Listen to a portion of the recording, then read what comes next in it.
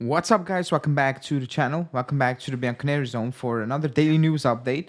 It is a transfer video, but we're gonna start off with kind of a big news that went out, under the radar, even by me. I was out, but I'm here to talk about it. It's that Juve officially dropped out of the Super League idea, and even if you think it's that, it's not existent and whatever, it is a big fat L for the club. It's a massive L for the club. It's something. Even if you dislike the Super League, or you're pro or against Super League, as a club, image-wise, it's a big fat L, and I don't even know how we're gonna recover it because you kind of weaken your position that was already kind of weak, even towards the same people that punished you, and now also towards the people you were in bed with, basically, who are looking at you right now, and they're like, you're weak. And at one point, if this thing happened, hey, you're gonna need to start from the bottom again. So that's what we're gonna talk about. But there is a big update on Douglas Luiz as well, and something on Rabiot that's actually it's actually funny. It's just funny at this moment in time. But before we get into it, like the video as always, subscribe to the channel. If you're new, hit the bell notification, and let's go.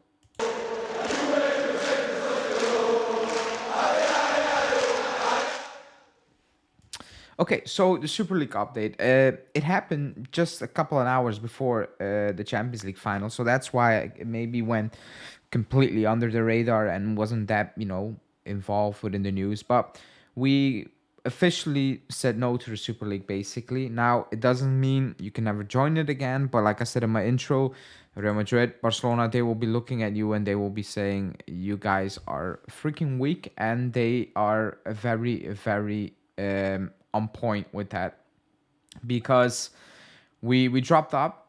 We are trying to join the ECA again. I will read out Nasser's comment, who is obviously the president of ECA, who is PSG owner, basically, almost owner, whatever you want to call it. He said, I'm pleased to report that Juve has requested to rejoin ECA, which will be formalized shortly. The ECA's door is always open to clubs who believe in the collective interest, progress, reform, and working constructively with all stakeholders. We are delighted. You will rejoin the European football family. This is a big L for the club, for the family as well. There's no way you can take a bigger L because you set it up, and when Agnelli set it up, he had the approval of Alcan, because you don't make that type of move without getting his approval. It failed-ish, basically, because at one point, like, the ruling says the UEFA cannot ban the Super League. They cannot do anything against it, because otherwise you are, breaking the rules. Not going into that as well. They punished the clubs. They didn't pay the fines because this was ongoing. They were right, and that's it. But the fact that the club now said, let's go with it, after they got abused by the UEFA, the players got abused by the UEFA and the FIFA for ages, to now say, we're going to do a completely 360 and be like, okay, sorry, please take us back, is a big fat L for the club. No matter what you think of the Super League or whatever, it is a big fat L for the club, because now you tell the world, we messed up, please take us back, we're sorry. Real Madrid, Barcelona, they are looking at you, and they are looking at you weirdly. They're looking at you weak, and we are weak. We look weak as a club right now. It is what it is. The club, like, we got punished by UEFA, by the Italian Federation, absolutely madness, and now you're basically going back to them and saying, please, sorry, take us back. And that's something, me personally, I completely dislike, and for me, it's not a good sign. It's not a good sign. It's a sign of the club being extremely weak, that the club is willing just to go through the motions, just to be part of it right now, and is in a bad situation, especially financially, not the best situation financially, I'm going to say, and that they're just going with it to kind of survive and be in good terms and whatever. And I completely dislike it. I completely dislike it, but only time will tell how things will flip, if they will flip or not. But yeah, this is a big L for the club, for the family. But enough about that. That will kind of figure itself out down the line. It's a transfer window, and we're going to talk about transfers.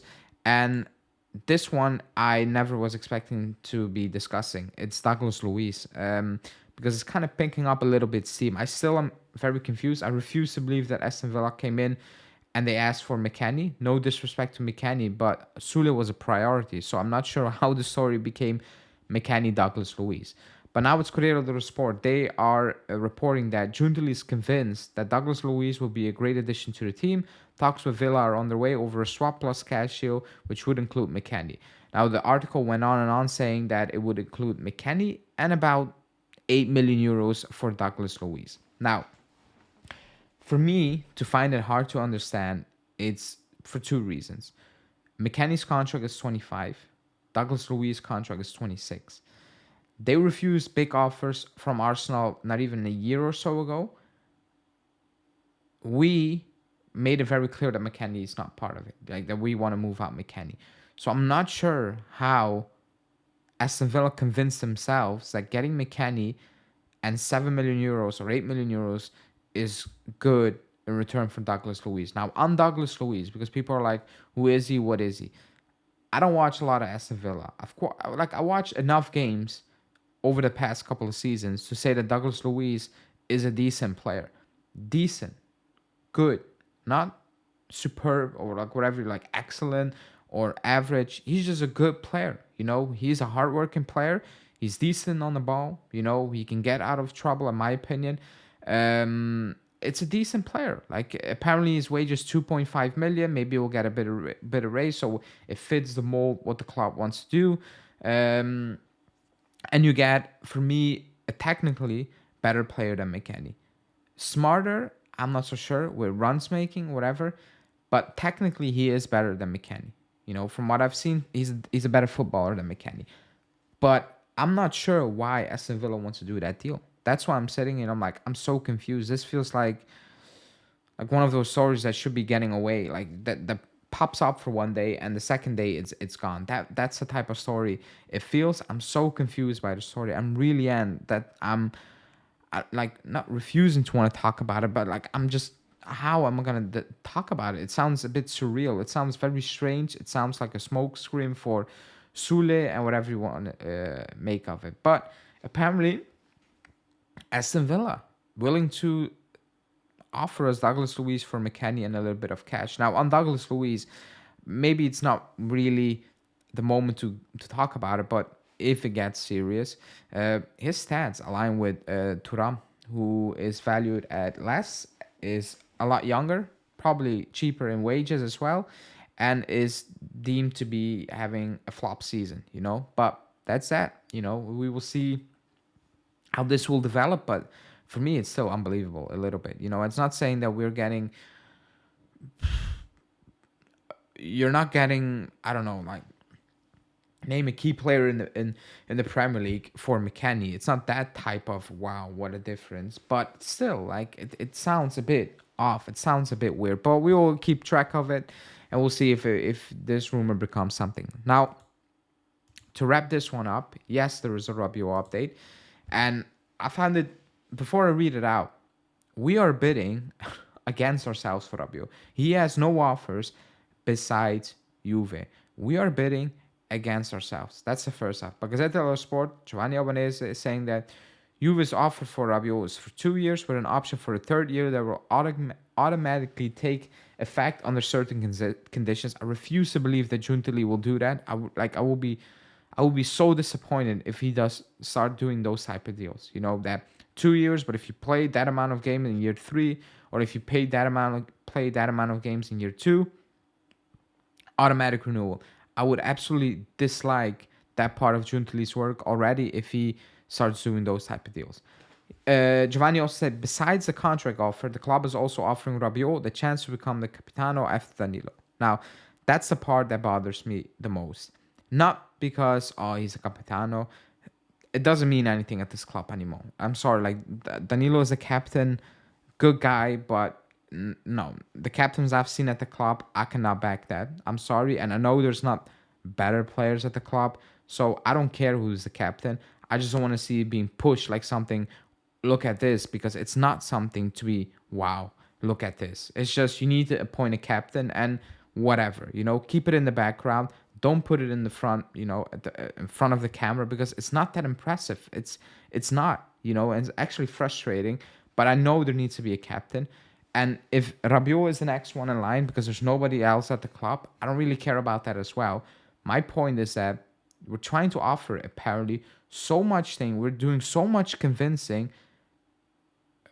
whilst he has no other offers than ours. Like, we are trying to convince him to stay at Juve or just go out there and see whatever happens because he has no other offers.